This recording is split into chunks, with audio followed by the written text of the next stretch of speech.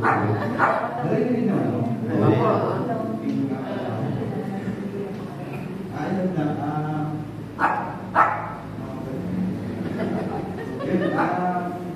Salamat sa lahat po ng nagpunta rito.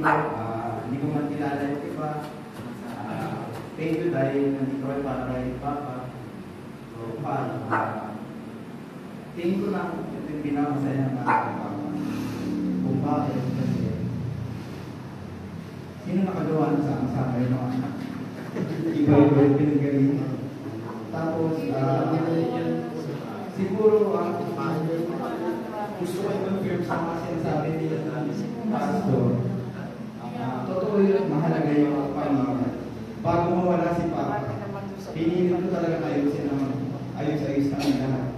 Nag-usap-usap kami. Pinalabas ko lahat ng problema nila. So para sa akin, yun yung pinakamalaking achievement namin. Hindi na pinatanggap ko na sa kanya, hindi namin ma-resolve yung cancer. Ang hirap labanan ng sobrang liit na. Wala rin gamot. Sayang ang pera. So ang niresolve ko, yung lahat.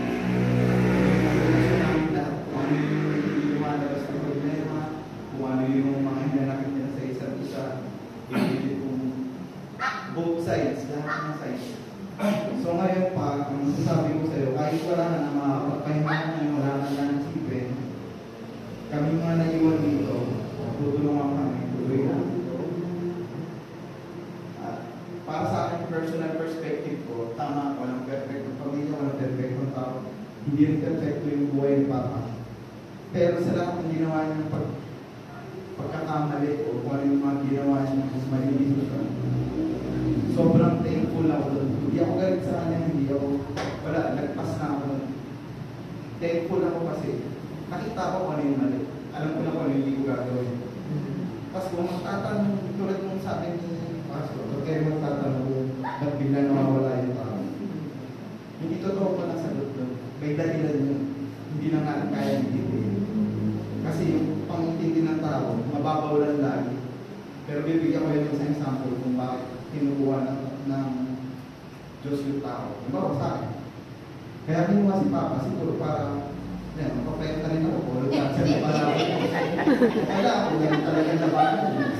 Kung di pa ako hindi kumain, alam ko na, di ako.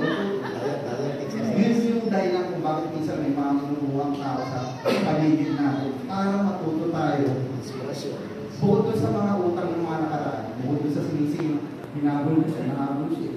Bukod doon sa mga sinisingil siya ng utang niya, sa mga taong nakapaligid sa kanya, may lesson na iiwan niya. May mga iiwan sa inyo yung lesson yung kanya-kanya. Hindi niya wala ka ng example kung ano yung sa akin. Siguro kailangan mo talaga magpapayat. Dahil colon cancer yung sinakaw sa akin ng pake. Mahirap kalaban. Ang ihinto mo doon, hindi ko mag-post. Ano pa ba mga sabi? So yun, maganda naman yung perspective ni Papa sa buhay. Talagang sadyang matigas lang yung ulo niya. So sobrang thankful ako na nagkaisa-isa kami lahat bago siya nawala. Naintindihan nila kung bakit ganun matigas si Papa. Si Papa naintindihan nila kung bakit ganun din yung trato sa kanya. Kasi tigas niya rin. So, para sa akin yun yung mas importante. So sa bandang muli, natuto siya magpatawad, natuto siya magpawatawa, tanggal yung pride. Siguro, nakilala niya yung utos. Kung nakilala nga niya, Pakilala ka pa.